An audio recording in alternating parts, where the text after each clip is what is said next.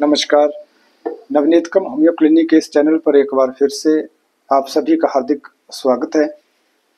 आज हम vitiligo leucoderma इसी प्रॉब्लम को फुलबेरी के नाम से भी जानते हैं, इस विषय पर चर्चा करेंगे। इस प्रॉब्लम में मरीज में जो स्किन पर पैचेस में सफेद रंग के दाग पड़ने शुरू हो जाते हैं, जो शुरू में हल्के रंग के हो सकते हैं और धीरे धीरे वो सफ़ेद होना शुरू हो जाते हैं और कई में डायरेक्ट सफ़ेद स्पॉट निकलता है। पैचेस में ये स्पॉट्स निकलते हैं और जब भी ये दिक्कत होती है, या तो ज़्यादातर ये फेस पे, नोज़ और लिप्स के अराउंड, आइज़ के अराउंड, कानों के पीछे या कानों के आसपास, नेक पे और जेनिटल रीजन पे ज़्यादा देखने को मिलते हैं। ये ज़रूरी नहीं कि इन्हीं पार्ट्स पे स्किन में देखने को मिलते हैं, कहीं भी स्किन के ऊपर देखने को मिल सकते हैं। अब बात करते हैं कि जो इसकी कुछ प्रेजेंटेशन होती है। कुछ पेशेंट में स्पॉट जैसे निकलता है, काफ़ी जल्दी वो स्प्रेड करता है। आज अगर स्पॉट निकलता है, पेशेंट उसको नोटिस करता है किसी स्पॉट को, तो कुछ सालों के अंदर ही 4-5 साल के अंदर पूरी बॉडी पे वो पैचेस स्प्रेड आउट हो जाते हैं। और कुछ पेशेंट में अगर आज पेशेंट वाइट पैच को नोटिस करता है तो वो ग्रेजुअली धीरे धीरे इंक्रीज होता है। 10-15 साल के बाद थोड़ा सा फैलेगा, फिर उसके बाद थोड़ा सा फैलेगा, ऐसे ग्रेजुअल उसका फैलाव होता है। कुछ ऐसे स्पॉट होते हैं जो सालों साल तक ये बढ़ते नहीं है। अगर एक स्पॉट नोटिस होता है कहीं, तो वही एक स्पॉट पेशेंट में बना रहता है। तो ये अलग अलग प्रेजेंटेशन होती है। अब अगर टाइप्स की बात करें तो इसमें एक सेगमेंटल, यानी आपका जो लोकलाइज्ड है वाइट स्पॉट एक लोकल एरिया पे रहेगा, एक पर्टिकुलर स्किन एरिया पे रहेगा, या एक साइड पे आपका बॉडी में वो वाइट पैच हो सकते हैं। और जनरलाइज्ड फॉर्म में, जनरलाइज्ड टाइप में पूरी बॉडी पे धीरे धीरे ये स्पॉट्स जहाँ कहीं अपीयर होने शुरू हो जाते हैं। अब अगर बात करते हैं कि इसका जो कारण है होने के, तो आपको बता दें इसका कोई एग्जैक्ट मेडिकल हिस्ट्री में ऐसा कोई नोन रीज़न नहीं है कि ये कारण है, इसके वजह से ये दिक्कत होती है। कुछ एक पॉसिबल रिस्क फैक्टर या फिर जो कारण है वो आपसे डिस्कस करते हैं। तो सबसे पहला जेनेटिक, यानी फैमिली हिस्ट्री में अगर आपके ये सफ़ेद दाग होने की दिक्कत है, फुलबेरी होने की शिकायत अगर आपके पेरेंट्स में या फिर आपके ग्रैंड पेरेंट्स में ये दिक्कत रही हो, तो आप ससेप्टिबल है। एनवायरमेंटल फैक्टर कुछ ये भी इम्पोर्टेंट होते हैं। सर्कमस्टेंसेस, जैसे कोई बार बार किसी ट्रॉमा से या फिर इमोशनल स्ट्रेस से, साइकोसोमेटिक स्ट्रेस से आप गुजरते हैं, ऐसे कुछ इफेक्ट्स है, तो इसके कारण भी ये दिक्कत हो सकती है। सबसे मुख्य जो कारण है ऑटो इम्यून रिस्पॉन्स। इसमें क्या होता है, हमारी जो बॉडी है वो हेल्दी जो मेलेनोसाइट्स है उनको ख़त्म करना, उनको डिस्ट्रॉय करना शुरू कर देती है, और जिसके कारण जो प्रॉपर मेलानिन पिगमेंट सिक्रेट होनी होती है वो नहीं हो पाती है, जो हमारे नॉर्मल स्किन कलर के लिए, जो हेयर कलर है उसके लिए रिस्पॉन्सिबल होती है। या फिर अगर आपके बॉडी में कहीं स्किन पे कट लग जाता है, या कोई ट्रॉमेटिक इंजरी है, या स्किन बर्न के कारण, या स्किन बर्न होने के बाद भी ये दिक्कत होती है, या केमिकल कांटेक्ट में अगर आ जाते हैं, स्ट्रॉन्ग केमिकल है, उसके कारण भी ये दिक्कत आपको धीरे धीरे अपीयर हो सकती है। ये तमाम कारण रहते हैं। अब इसका जो मेन मेडिकल साइंस में हम इसका होने का जो कारण है वो ये है कि जो नॉर्मल मेलेनोसाइट्स है वो मेलानिन पिगमेंट सिक्रेट करते हैं। अगर ये नॉर्मल मात्रा से मेलानिन पिगमेंट कम सिक्रेट होती है, या इसके जो सेल्स है वे ख़त्म होना शुरू हो जाते हैं, तो ऐसे स्थिति में जितने जो नॉर्मल कलर है स्किन का, हेयर का, वो फीका पड़ना शुरू हो जाता है और धीरे धीरे वाइट पैचेस में वो आपके जो स्पॉट्स है वो कन्वर्ट हो जाते हैं। अब बात करते हैं इसके जो साइंस एंड सिम्टम्स की। तो किसी भी तरह का इसमें आपको एक पैनिक सिम्टम्स देखने को नहीं मिलते हैं। यही जो इसका मुख्य सिम्टम ये है कि जो स्किन है उस पे वो सफ़ेद होने लगती है, पैचेस में, वाइट स्पॉट्स में वो पैचेस आना शुरू हो जाते हैं। यही इसका मेन कारण है। रेयरली आपको जो स्किन पे है वहाँ पे थोड़ा सा इचिंग हो सकती है, माने खारिश आपको देखने को मिल सकती है, ये सिम्टम है। और ग्रेजुअली जब धीरे धीरे ये दिक्कत अगर आपके कंटिन्यू रहती है, तो यही दिक्कत अगर आपके हेयर्स में, तो आपका जो बालों का कलर है वो ब्लैक से वो भी सफ़ेद होना शुरू हो जाते हैं। अर्ली प्रेमेच्योर ग्रेइंग, अगर आपको कहीं स्पॉट्स है तो आई लैशेज आपके सफ़ेद हो सकते हैं, और साथ के साथ आपके जो बाल है वो भी सफ़ेद इस प्रॉब्लम में हो सकते हैं। अब बात करते हैं, आपको मैं बता दूं कि ये जो प्रॉब्लम है ये कंटाजियस नहीं होती है, यानी एक पेशेंट से दूसरे पेशेंट को ये नहीं फैलती है। अगर आप किसी पेशेंट को ये दिक्कत है, सफ़ेद कलर के ये स्पॉट्स शरीर पे देखने को मिल रहे हैं, तो आप घबराने की कोई बात नहीं है, ये कंटाजियस नहीं है, एक दूसरे को नहीं फैलती है। यही है कि जो कॉस्मेटिक पॉइंट ऑफ व्यू से थोड़ा सा भद्दा लगने के कारण यही एक इसका मेन दिक्कत है। ना ही इसमें पेशेंट को किसी तरह का दर्द या कोई और सिम्टम उसको महसूस नहीं होते हैं। बात करते हैं इसके ट्रीटमेंट का। तो वैसे ये एलोपैथिक में या फिर हम जनरली अगर देखें तो ये जो प्रॉब्लम है ये लाइलाज है, यानी इसका कोई परमानेंट सॉल्यूशन या ट्रीटमेंट नहीं है। इसको हम रोकने में मदद कर सकते हैं कि चलो जितना आपका स्पॉट अगर अपीयर हुआ है उसको वहीं पे रोके रखना। दूसरा ये है कि ट्रीटमेंट के लिए कुछ इसमें कुछ शर्तें हैं।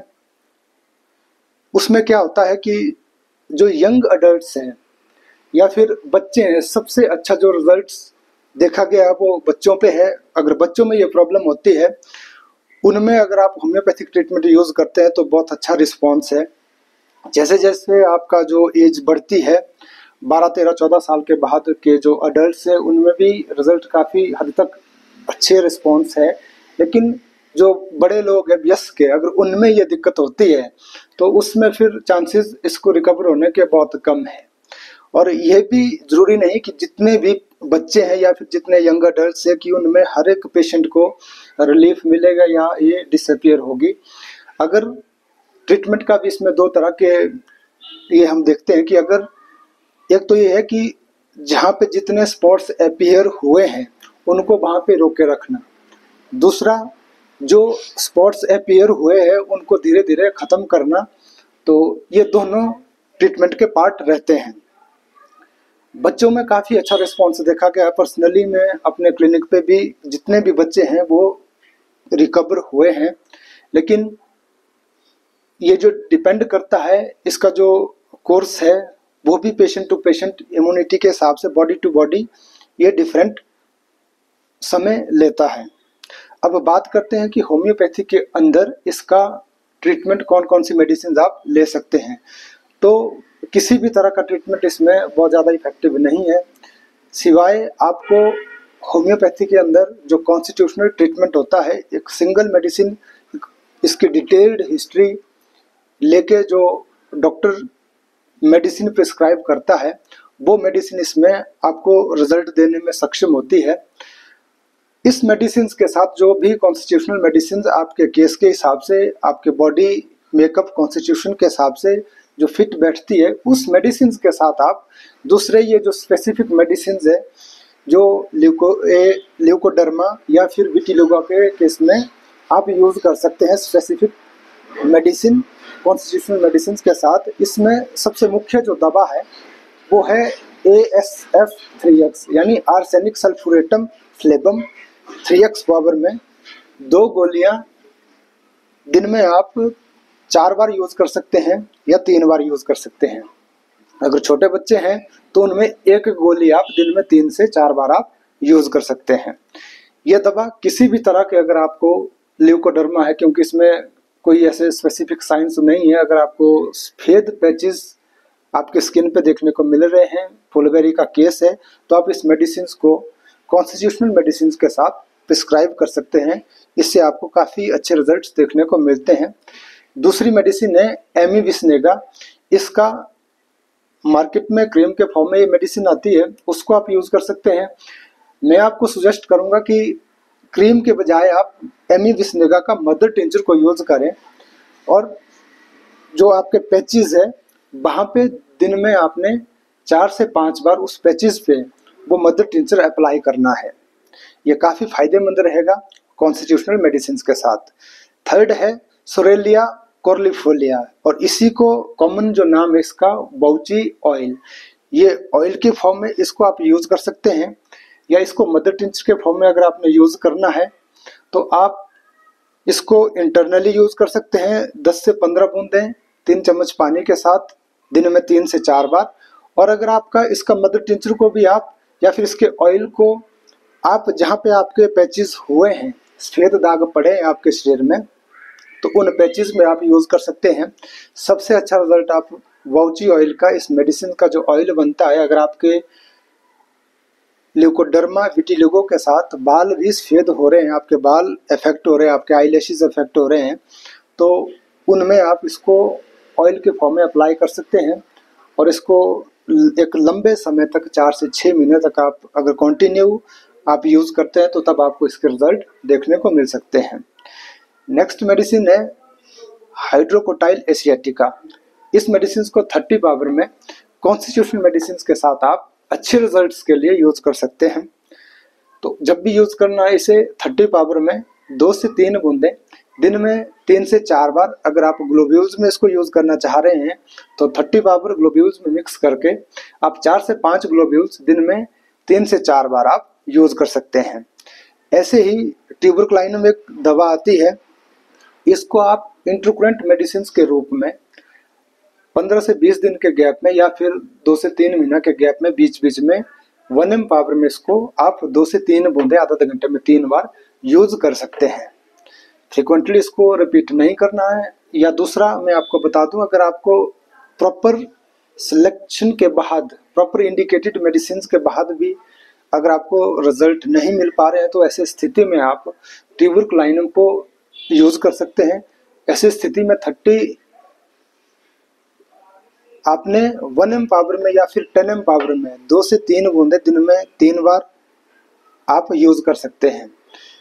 ऐसे ही नेट्रम्यूर और कैलकेरिया कार को मैंने पर्सनली अपने क्लिनिक पे इसके बहुत अच्छे रिजल्ट बच्चों पे स्पेशली देखे हैं विटिलिगो के केस में। नेट्रम्यूर को जब भी आपने यूज़ करना है 30 पावर में या 200 पावर में, इससे हाई पावर में आपने यूज़ नहीं करना है। अगर इससे हाई पावर में यूज़ कर रहे हैं फिर आप फ्रिक्वेंटली उसको रिपीट ना करें। फिर वो यह कि फोर्टनाइटली 15 दिन के गैप में या फिर मंथ बाद आपने यूज़ करना है 2 से 3 बूंदे आधा घंटे में 3 बार, या फिर सुबह दिन शाम यूज़ कर सकते हैं। फ्रिक्वेंटली यूज़ करने के लिए नेट्रम्यूर को आप 30 या 200 पावर में 2 से 3 बूंदे दिन में 3 से 4 बार आप यूज़ कर सकते हैं सेफली, कोई दिक्कत आपको नहीं होगी। ऐसे ही सेम कैलकेरिया कार को आप 30 से 200 पावर में 2 से 3 बूंदे दिन में 3 से 4 बार आप यूज़ कर सकते हैं। ये सारी मेडिसिन बच्चों के केस में भी आप यूज़ कर सकते हैं, यंग अडल्ट्स और वयस्क के केस में भी यूज़ कर सकते हैं। ट्रीटमेंट में मैंने जैसे पहले भी बताया है, बच्चों को अगर ये दिक्कत है तो समय रहते आप ट्रीटमेंट शुरू करें। जितना अर्ली आप इस ल्यूकोडर्मा के लिए या विटिलिगो के लिए ट्रीटमेंट शुरू करते हैं तो उतने ही अच्छे रिजल्ट्स आपको देखने को मिलते हैं। अगर जितना लेट अगर आप ट्रीटमेंट शुरू करते हैं तो उतने ही चांसेस ठीक होने के, रिकवर होने के कम हो जाते हैं। और जितना स्पॉट्स ज़्यादा स्प्रेड हुए होते हैं, जनरलाइज्ड हुआ होता है, तो जितनी ज़्यादा दिक्कत ये बढ़ी होती है तो उतनी ही रिकवरी में ये लेट आपकी रिकवरी होगी, या रिकवरी में दिक्कत होती है, नहीं हो पाएगी आपकी रिकवरी। यदि आपका जनरलाइज्ड प्रॉब्लम भी है, जनरलाइज्ड आपका विटिलिगो है, तो पूरी बॉडी पे भी अगर आपके पैचेस छोटे हैं तो उसमें भी आपको रिजल्ट देखने को मिल सकते हैं। तो ये थी साथियों आज के लिए जानकारी। मिलते हैं एक ऐसी ही इंटरेस्टिंग जानकारी के साथ, लेकिन वीडियो एंड करने से पहले आपसे मैं ये निवेदन करना चाहूँगा साथियों, चैनल को आप ज़्यादा से ज़्यादा सब्सक्राइब करें और ये वीडियो ज़्यादा से ज़्यादा लोगों तक शेयर करें, अपने फ्रेंड सर्कल में शेयर करें, ताकि जिस किसी के भी बच्चों को अगर ऐसी दिक्कत है तो वो समय रहते इसका ट्रीटमेंट करें, क्योंकि तब आप इसको ठीक कर सकते हैं। ऐसी स्थिति में ये लाइलाज नहीं है, अदरवाइज आपको ये दिक्कत पूरे लाइफ टाइम तक बनी रह सकती है। आपको एक कॉस्मेटिक पॉइंट ऑफ व्यू से फिर बहुत भद्दा लगता है, तो समय रहते इसका ट्रीटमेंट आप शुरू करें। नमस्कार, धन्यवाद।